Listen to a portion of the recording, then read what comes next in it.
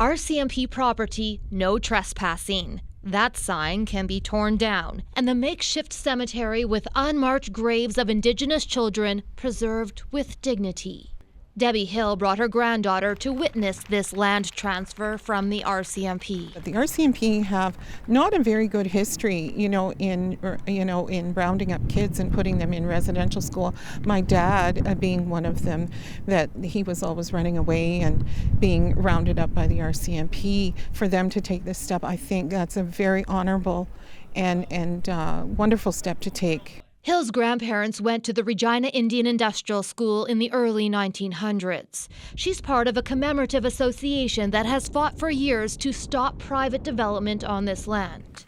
Sarah Longman drew inspiration from the residential school's most famous student. This is Kisik. The boys' before and after photos have become iconic images in Canada, emblematic of colonization and cultural abuse. We have a deep connection to our hair. And if you take a look at the first picture of Kisik, you see his hair with the long braids in there. And there's a spiritual connection to our hair. And when you see the connection here and the hair gone, it's heartbreaking. It gives me goosebumps. Kisik died of tuberculosis after being sent home sick.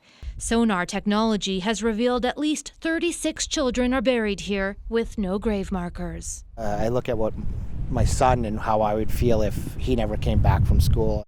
David John Owens is a Regina resident who has dedicated countless hours to this cemetery simply because he cares. We've found bodies on top of bodies, and it's